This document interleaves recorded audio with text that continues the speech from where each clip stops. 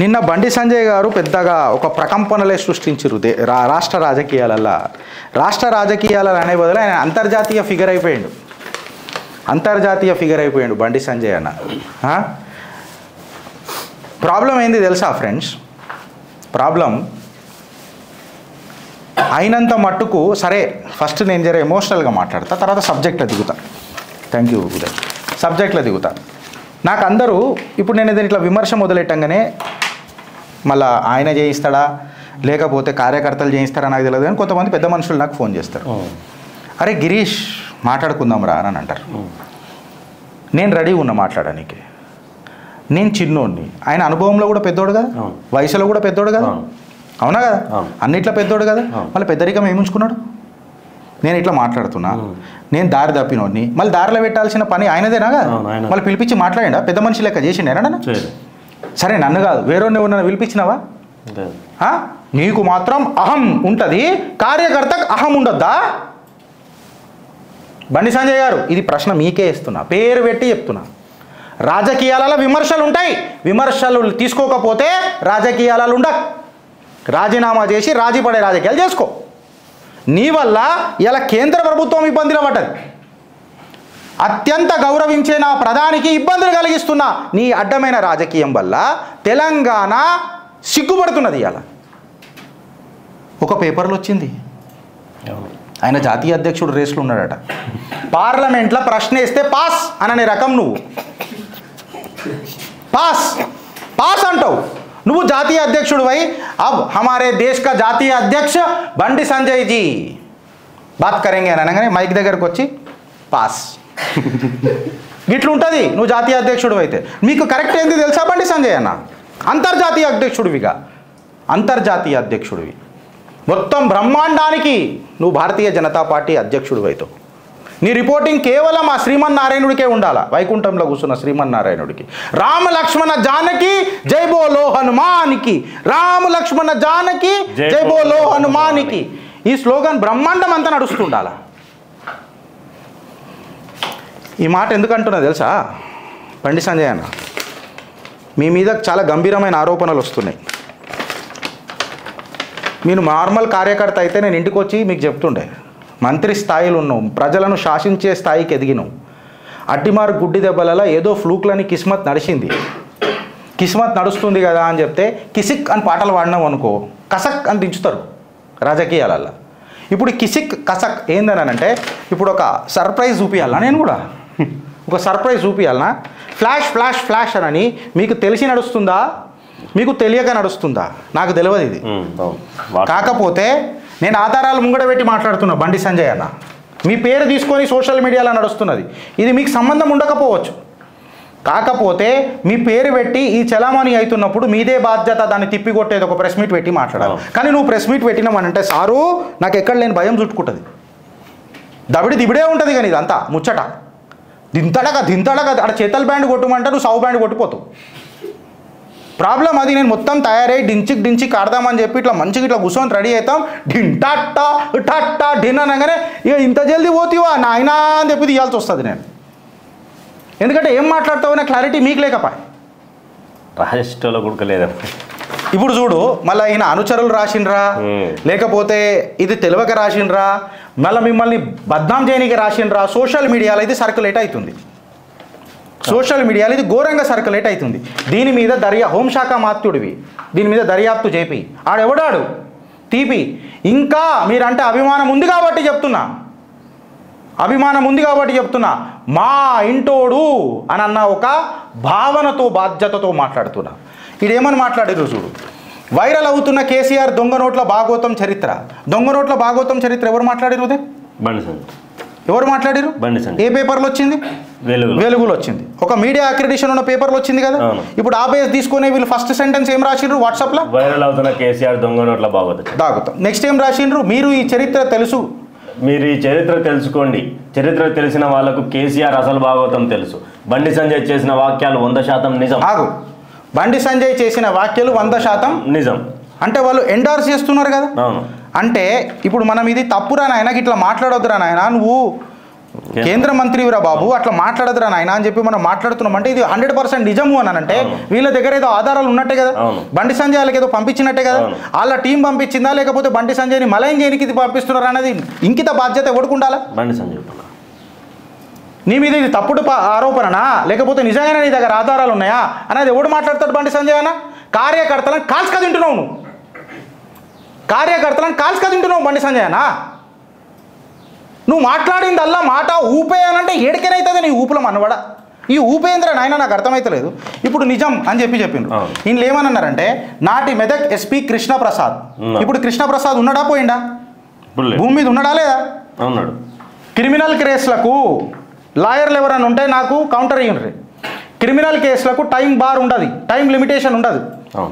ఎప్పుడైనా తవ్వచ్చు, ఎన్ని సంవత్సరాలైనా తవ్వచ్చు, తవ్వు. ఇప్పుడు కృష్ణప్రసాద్ గారు ఉన్నారా? ఎస్పీ కృష్ణప్రసాద్ అనేదో పేరు చెప్పినావు. ఈ మనిషి ఉన్నాడా భూమి మీద? భూమి మీద ఉంటే ఇనిషియేట్ చేయి. మళ్ళీ నువ్వు ఆ రోజు నిన్న మాట్లాడేటప్పుడు ఈయన పేరు చెప్పలే. ఒక ఎస్పీ నాకు చెప్పిండు, ఆఫీసర్ చెప్పిండు అని చెప్పిండు.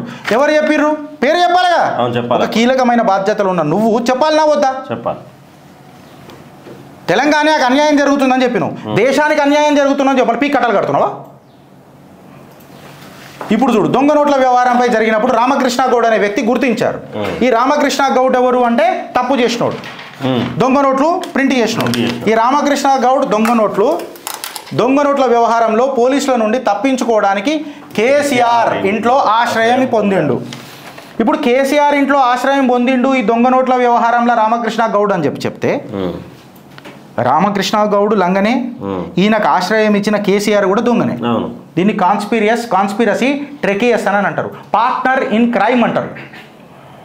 ఈయన కంటే పెద్ద శిక్ష పడుతుంది కేసీఆర్కి.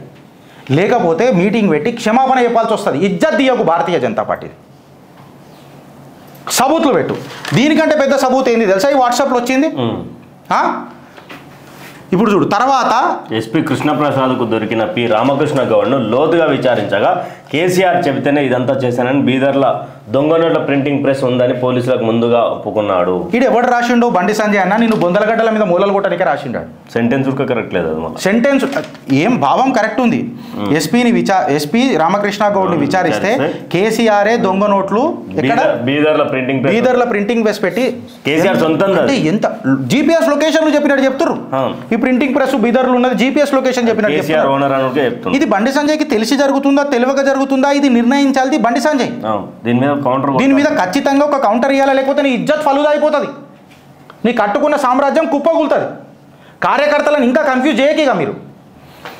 ఇంత క్లియర్ కట్గా చెప్పిండు. మళ్ళీ పార్ట్నర్ ఇన్ క్రైమ్ కేసీఆర్కి నువ్వు ఎవిడెన్స్ పెట్టి కొట్టు కదా. కృష్ణప్రసాద్ గారు ఎవరో బయట పెట్టు కదా. కరెక్టా కదా? సరే, ఇప్పుడు ఏమని అన్నాడు? కేసీఆర్ చెబితేనే ఇదంతా చేశామని బీదర్లో దొంగ నోట్ల ప్రింటింగ్ ఇది ఎవరు చెప్పిర్రు? రామకృష్ణ ఎస్పీకి చెప్పినట్టు రామకృష్ణ గౌడ్ ఎస్పీకి చెప్పిండు. కరెక్టా? మళ్ళీ ఈ వాంగ్మూలం ఉందా? అదే వాంగ్మూలం ఆధారాలు ఉన్నాయా? విచారిస్తే వాంగ్మూలం ఉంటుంది కదా కంపల్సరీగా. ఈ మాట ఆయన కూడా అన్నాడు నిన్న. ఏది ఈనాడు మన V6 పేపర్ ఏమని అన్నాడు? ఒక ఎస్పీ ఆఫీసర్ బీదర్లా చెప్పిండు, ప్రింటింగ్ ప్రెస్ నడిపిండు, ఆ నోట్లు కేసీఆర్ వాడిండు అని చెప్పిండు. ఏదైనా వాంగ్మూలం ఉందా? లేదు. ఏదైనా ఎఫ్ఐఆర్ ఉందా? లేదు. నువ్వు ఎఫ్ఐఆర్ ఉంటే చెప్పు, ఈ రోజు ఈడీని దింపుదాం, సిబిఐని దింపుదాం. అడ్డమైన మాటలు, అడ్డమైన కథలు. ఇప్పుడు ఇన్నోరి విషయం బయటికి తెలిస్తే తన ప్రభుత్వం పోతుందని చంద్రబాబు ఆలోచించాడు. ఈ చంద్రబాబు ఎవరు? మళ్ళీ ఇప్పుడు ఆంధ్రప్రదేశ్ ముఖ్యమంత్రి. పోలీసుల బిదర్ ప్రింటింగ్ ప్రెస్కి వెళ్ళొద్దని ఆదేశించినట్టు ఎస్పీని పిలిచి కేసీఆర్ పేరు బయటికి రాకుండా చూడాలని ఆదేశించాడు. అంటే ఆదేశించాడు అంటే ఈ చంద్రబాబు ఇప్పుడు ఉన్న చంద్రబాబే. కరెక్టా కదా? ఇప్పుడు దీని విశ్లేషణ చేద్దాం. ఇప్పుడు చూడు, కేసీఆర్ని వెంటనే మంత్రి పదవి నుండి బర్తరఫ్ చేయాలని డిమాండ్ చేశారు. ఎవరు? అప్పుడున్న కాంగ్రెస్ వాళ్ళు ఎక్సెట్రా. తర్వాత అదే టీడీపీ హయాంలోనే. ఇప్పుడు దీని మీద నువ్వు ఇమ్మీడియట్గా దర్యాప్తు చేయకపోతే బండి సంజయ్ అన్న కూటమిల చిచ్చులు పెట్టినట్టు అవుతుంది. అంటే ఇదే బండి సంజయ్ కాంగ్రెస్తో చేతులు కలిపి భారతీయ జనతా పార్టీ కూటమిల చిచ్చు పెట్టిండు అన్న గంభీరమైన ఆరోపణ మీరు తీసుకోవాల్సిందే. చంద్రబాబు నాయుడు పేరు వాట్సాప్లో ఇట్లా సర్క్యులేట్ అవుతుంది అని అంటే మళ్ళీ ఎవడో బచ్చలన్ గాడు, ఆ బచ్చలన్ గాడు ఎవడో ఇది సర్క్యులేట్ చేస్తున్నాడు. అక్కడికి సిగ్గుచరం ఉందో లేదో, అడిగి తెలివి ఉందో లేదో, అడ్డమైన చెత్తనంతా పెట్టుకొని షైను ప్రేమ అంటే కుదరదు. ఒక బాధ్యత గల పదవులు ఉన్నప్పుడు బాధ్యతంగా మాట్లాడడం తెలియాల. కూటమిలా చిచ్చు పెడుతున్నది ఇది ఈ మాట. చంద్రబాబు నాయుడు యాక్షన్ తీసుకోలేదు అని అంటే దొంగతనానికి పెద్దపీట వేసిండా. మళ్ళీ ఇదే చంద్రబాబు నాయుడు హయాంలా అప్పుడు వెనకటికి ఒక స్కామ్ జరిగింది. ఆ స్కామ్ జరిగినప్పుడు స్కామ్ అని చెప్పారు, తెలుగు స్కామ్ అని చెప్పారు. తెలుగు స్కామ్లలో లోపల అందరు పోలేదా? మళ్ళీ కేసీఆర్ ఎందుకు లోపలేయలే అంటే కూటమిలా చిచ్చు పెడుతుంది ఎవరు ఇవ్వాలా? బండి సంజయ్ పెడతలేడు. బండి సంజయ్ మీద అభిమానంతో రాసిండ్రా, మళ్ళీ ఎవరైనా బండి సంజయ్ చూసుకోవాలా. బండి సంజయ్ దీని మీద మౌనంగా ఉన్నాడు అనుకో, ఇది బండి సంజయ్ చేయించినట్టు అందరికీ ఫ్లాష్ అని 100% నిజం అని చెప్పి రాస్తున్నాడు. మేము దాన్ని వ్యతిరేకిస్తున్నామే బండి సంజయ్ అన్న. ఇప్పటికీ నువ్వు చేసిన ఈ పాగల్ ముచ్చట్లు ఉంటాయి చూడు, దానికి ఇంకా సమర్థిస్తున్నాం చూడు. పబ్లిక్ మమ్మల్ని ఉంచుతారు నోట్ల. ఇంకా చూడు, తాను ముద్రించిన దొంగ నోట్లతోనే తెలంగాణ వాదం పేరుతో తెలంగాణ రాష్ట్ర సమితి అనే పార్టీ పెట్టాడు. నిన్న 14 ఛానళ్ళు చూసిన బండి సంజయ్ గారు. 14 ఛానళ్ళలో పొలు తిట్టిరు. మీ అత్యంత ప్రేమించే నాగేశ్వర్ కూడా మిమ్మల్ని ఆడుకున్నాడు. అత్యంత మోడీని పొల్లు తిరిగితే కూడా మా నాగేశ్వర్ అని కల్పించినావు కదా వెనకటికి ఒకసారి నువ్వు అధ్యక్షతన. ఆయన కూడా పొల్లు వేసుకున్నాడు మిమ్మల్ని. నన్ను ఇడిచిపెట్టు నన్ను పక్కకు పెట్టు. ఇంకొక విషయం ఏంది తెలుసా? ఇంకొక విషయము, ఇప్పుడు ఈ దొంగ నోట్ల వ్యవహారం ఎక్సెట్రా అని మాట్లాడినావు కదా, ప్రతి యూట్యూబ్ ఛానల్ ఏమని మాట్లాడుతున్నారు తెలుసా? అప్పుడు కేంద్ర ప్రభుత్వం మళ్ళీ కట్టలు కడుతుందా? మీ మోడీ మచ్చలేని మహారాజ్ కదా, ఏం కడుతున్నారు అంటే ఆఫ్టర్ ఆల్ ఒక బండి సంజయ్ కోసము మోదీ చరిష్మా పోవాలా, అమిత్ షా చరిష్మా పోవాలా, నా భారతీయ జనతా పార్టీ చరిష్మా పోవాలా, ఇండియా కూటమిలో చీలిక భారతీయ జనతా పార్టీ ఏంది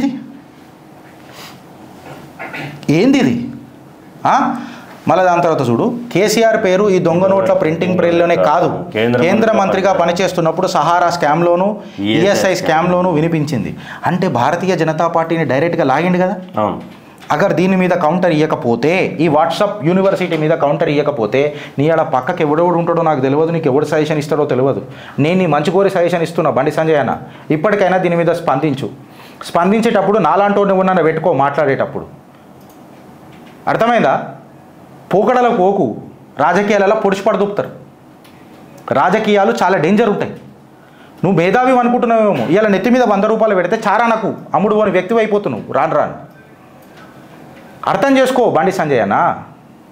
కాషాయ కార్యకర్తలు పిచ్చెక్కిపోతున్నది. ఏది క్రెడిట్ వస్తే ఆయన నెత్తిలేసుకుంటాడు. అది ఏది క్రెడిట్ వస్తే ఎమ్మెల్సీ ఎలక్షన్స్లో మేము గెలిపించి నీ పాత్ర ఏముంది ఇప్పుడు చెప్పు. చలో ఇగో మహాపత్రిక అంట, బండికే పగ్గాలు బీజేపీ రాష్ట్ర సారథిగా ఆయన్నే. మళ్ళీ నిన్ననో మొన్ననో ఎవరో రాస్తే దీన్ని ఖండించు.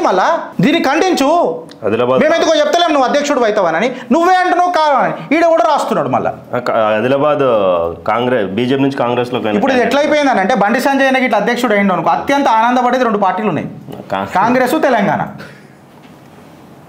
దబిడి మాటలతోని ఏమో లాస్ట్కి ఏమన్నా కాగానే జై శ్రీరామ్ రామ లక్ష్మణ జానకి జై బోలా అని మనకి ముంగట ఒక గుడి ఉంటుంది, ఇంకో గుడి ఉంటుంది.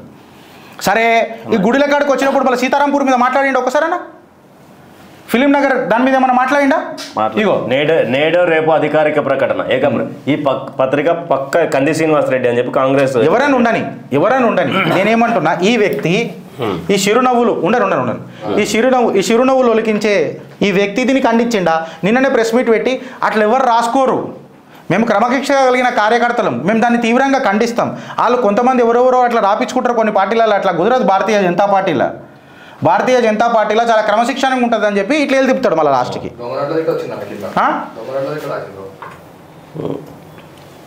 అదే కొంచెం హెడ్లైన్ ఒకటి, అక్కడ కేసీఆర్కు దొంగ నోట్ల ప్రింటింగ్ ప్రెస్ ఉంది, దొంగ నోట్ల ఎన్నికల గురించి ఈయన మాట్లాడిందే ఇచ్చారు. ఇప్పుడు నేను ఏమంటున్నానంటే ఇది అధ్యక్ష మెటీరియలేనా చెప్పు నువ్వు. ఇప్పుడు అన్న ఇది ఎట్లుంటుంది అని అంటే, కాషాయ కార్యకర్త చెప్తున్నా భారత్ మాతాకి జై అని అనగానే ఆడు ఏ గల్లీలు ఉన్నా నడి రోడ్డు మీదకి వచ్చి నిలబడతాడు కాషాయ కార్యకర్త. నువ్వు జై శ్రీరామ్ అని అన్నావు అనుకో, ఒక కొత్త పూనకంలోకి వెళ్ళిపోతాడు. జై శ్రీరామ్ అంటేనే నువ్వు నువ్వు డీజే పెట్టినావు గంతే. డీజే పెట్టంగానే జర మేము డ్యాన్స్ ఆడినాం. అది ఊపు అనుకుంటే ఎట్లా? అట్లా ఎట్లా? డీజే పెట్టి ఊపడతా. ఊపు అంటే ఎన్ని సీట్లు గెలిచినావు? నువ్వు ఇచ్చిన సీట్లలో ఎన్ని సీట్లు గెలిపించినావు? ఇప్పుడు ఆడికి వస్తున్నా. మీ ఎవడెవడో కమెంట్లు పెట్టిరు నాకు, నేను దాళ్ళకి జవాబిస్తున్నా మీకు. ఒకసారి అదే ప్లే చేసి దాంట్లో బీఆర్ఎస్కు కాంగ్రెస్ చెక్ పెట్టే వ్యూహంలో కేంద్ర ప్రభుత్వం అంట బండి సంజయ్ పేరు ఖరారు చేయడంలో. కాంగ్రెస్ బీఆర్ఎస్లో చెక్ పెట్టే వ్యూహంలో సంజయ్ పేరు ఖరారు. ఇది మిత్రపక్షం చేయనీకే ఎవడన్నా అధికార పక్షాన్ని గుస్మాండం బద్దలు కొడతాడు కానీ బీఆర్ఎస్ అంటాడు ఎవడన్నా అన్నాడు. మళ్ళా ఆయన రాజకీయంలో ఏముంది చెప్పు నువ్వు మతలబ్? మళ్ళా ఎవడు పేపర్లో లేపించుకో, నీకు తెలియకుండా పడ్డదా? నువ్వు ఆ పేపర్ని ఖండించినావా? మళ్ళీ ఖండించాలి. పేపర్ని ఖండించినావా? మళ్ళీ మేము పొద్దున్న లేస్తే బీజేపీ అంటాం, నీ పేరు ఎందుకు చెప్తలేం సార్? మళ్ళీ అసలు ఎవరు కార్యకర్తలు నేను ఎట్లుంటుంది అంటే ఒక్కొక్కసారి నేను ఇట్లా మాట్లాడు 24 క్యారెట్ గోల్డ్ లెక్క కనబడాలి, మీద రోల్డ్ గోల్డ్ లోపల. మళ్ళీ ఆధారాలు పెట్టావా? కూటమిలోనే చిచ్చు ఇవాళ ఫ్లాష్ న్యూస్ అది. ఇప్పుడు చూడు ఏదది, ఈ రవీందర్ రెడ్డి అంట, గిరీష్ గారు మన దగ్గర పనిచేసే దమ్ము ఉంటే పనిని ఎవరు ఆపలేరు. దిగ్గజం అద్వానీజీనే మోదీజీని ఆపలేకపోయారు. ఎందుకంటే ఆయన నిబద్ధతతో పార్టీకి అంకిత భావంతో పనిచేసుకుంటూ వచ్చిండు.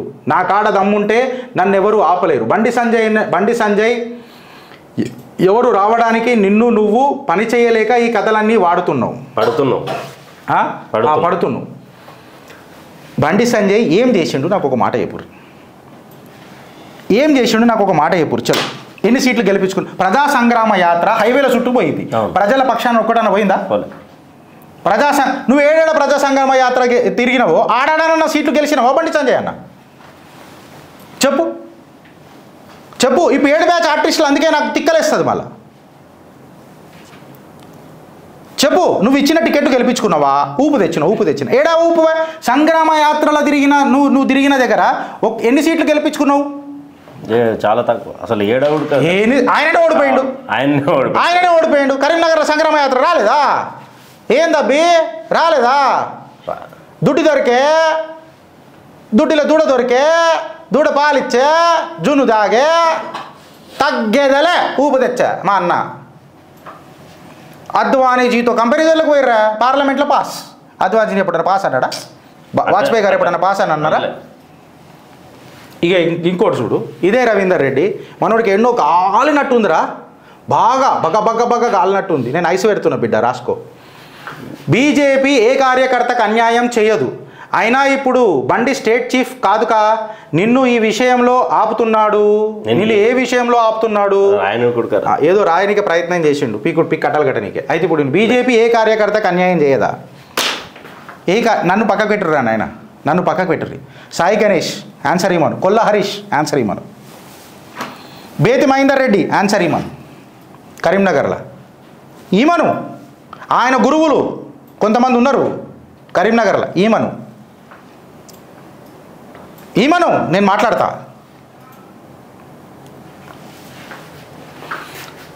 కార్యకర్త నుంచి ఎదగాలనుకుంటే మన నోరు చాలా అదుపులో పెట్టుకోవాలి. నేను గదే చెప్తున్నా, మళ్ళీ అదుపులో పెట్టుకోమని బండి సంజయ్ గారికి నేను అదే చెప్తున్నా. నోరు అదుపులో కేంద్ర మంత్రి అయినా చాలా చూసి మాట్లాడాలా. Now he has a owners of responsibility. Ravinder Reddy ఆయన మీద చాలా బాధ్యత ఉన్నది. ఇప్పుడు వాట్సాప్ మెసేజ్ ఎవరు సర్క్యులేట్ చేసిండో దాన్ని ఖండించాలా, లేకపోతే ఆయననే చేసిండు అని అనుకుంటారు. మళ్ళా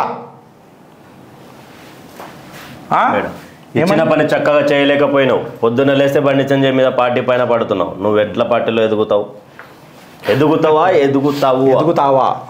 అయితే ఎదిగిన కొద్దీ ఒదగమని నాకు సిద్ధాంతం నేర్పింది. అది ఎదిగిన కొద్దీ ఒదగమని. అయితే ఇచ్చిన పని నేను సక్రమంగా నిర్వహించిన. సస్పెండ్ అయినా ఇగో దూరం కాలే. నా గర్వానికి, నా గౌరవానికి, నా గర్జనకు, నా పొగరుకు, నా పోకడకు ఇది నా పొగరు. బండి సంజయ్ నా పొగరు కాదు, ఇండివిజువల్ నా పొగరు కాదు. ఇగో ఇది నా మెడలేసిన నా గురువులకు పాదాభివందనం. ఇది వేసి నన్ను ఒక సేవకుడిని తయారు చేస్తానన్న నా తల్లిదండ్రులకు పాదాభివందనం. నాకు బలగమై నిలిచిన ఆ ప్రతి కాషాయ కార్యకర్తకు పాదాభివందనం. ఎగిరే భగవద్ధ్వజానికి పాదాభివందనం, ఎగిరే తిరంగాకు పాదాభివందనం. నమస్తే సదా వత్సలే మాతృభూమి, నా మాతృభూమికి పాదాభివందనం. బాంచన్ బతుకుల కత్. నీకు ఎమ్మెల్సీ టికెట్ రాలేదని బాధపడుతున్నావా? నేను ఇంకా ఆశ పడితే నీకు ఫస్ట్ చెప్తా, నీ నంబర్ పెట్టరా రే కామెంట్ రూపంలో. ఈ ఐడి యాద పెట్టుకో. ఈ మన సార్ని రవీందర్ రెడ్డిని ట్యాగ్ చేసి మరి. నేను ఇంకా ఆశ పడలే, నా నెత్తిలో ఇంకెప్పటికీ లేదు, కంప్లీట్గా లేదని కూడా చెప్తలేను, ఇప్పటికైతే లేదు. నీ వల్లనే నాకు ఆశ మొదలైంది. గుండెల్లో ఏముందో నీ కమెంట్లో తెలిసిద్ది. ఇంకా చూడిట 2 ఎమ్మెల్సీ ఏంది, 2 ఎమ్మెల్సీ సగం తెలంగాణ అవి గెలిచాక బీజేపీ కార్యకర్త సెలబ్రేషన్లు చేసుకుంటే నువ్వు ఇంట్లో కూర్చొని ఏడ్చావు. ఎందుకు అంటే నీకు బీజేపీ గెలవద్దు కదా. ఇది ఓకే. ఇదేమోనన్నాడు ఇంకొకడు ఆంజనేయ, ఆడే ఇద్దరు, అదే అజయ్ నాగునూరి.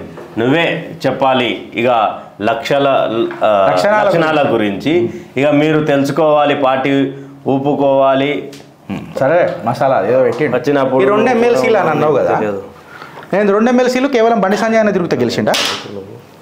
కరీంనగర్లో ఎన్ని ఓట్లు వచ్చినా బయటికి తీద్దామా లేదా తీసి మాట్లాడమని.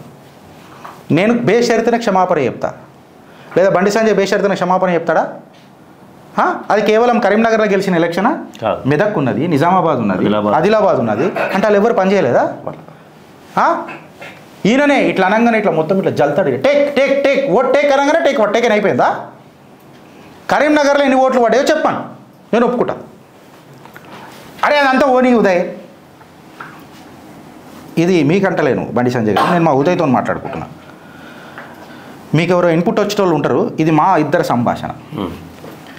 ఇప్పుడు ఈయన గెలిపించిండని ఎవరు చెప్పాలా? గెలిచిన వాళ్ళు చెప్పాలా? ఈయన చెప్పుకుంటాడా? గెలిచిన వాళ్ళు చెప్పాలి. మీరు గెలిచిన వాళ్ళు చెప్పిరా? చెప్పాలి. ఇట్లా అన్నారు, ఈయన రాగానే ఇట్లా అన్నారు, ఈయన రాగానే ఇట్లా అన్నారు. ఇట్లా అన్నారా? ఇట్లా కింద పక్కు ఉన్నది, మీద థమ్స్అప్ ఉన్నది. మళ్ళీ కరీంనగర్లో అంత పిండి తిప్పిన వాళ్ళు అయితే కరీంనగర్లో సారే ఓడిపోయాయి కదా. అవును, సారే ఓడిపోయాయి కదా. బూతుల వారిగా నా దగ్గర డేటా ఉన్నది, బూతుల వారిగా. నేను డేటా ముంగడ పెట్టిన అనుకో, బూతులు కనబడతాయి మళ్ళీ ఒక్కొక్కళ్ళకు. నిజం ప్రత్యక్షంగా పరిచయం అవుతుంది. ఎక్కడెక్కడ సిండికేట్లు అయి సీట్లు ఇచ్చిరో కూడా చెప్తాం. అలా తీమంటే అనవసరంగా మాట్లాడకండి. పార్టీ అంటే అందరినీ కలుపుకోపోయే తత్వం. నేనే అన్న అహం కాదు. పువ్వు పుట్టినాకనే పరిపాలించింది బీజేపీని, వచ్చినాకనే పరిపాలించింది. అప్పటిదాకా బీజేపీ లేదు. మరి కరీంనగర్లో పెద్ద పెద్ద దిగ్గజాలు ఉన్నారు గెలిచిన వాళ్ళు, పెద్ద పెద్ద దిగ్గజాలు. ఈయననే దిగ్గజం, ఈయననే ఓడిపోతున్నాడు. ఈయననే దిగ్గజం. అవును, మిగతా వాళ్ళందరూ చిన్న. ఆంజనేయ కాంటాలగా పడదా?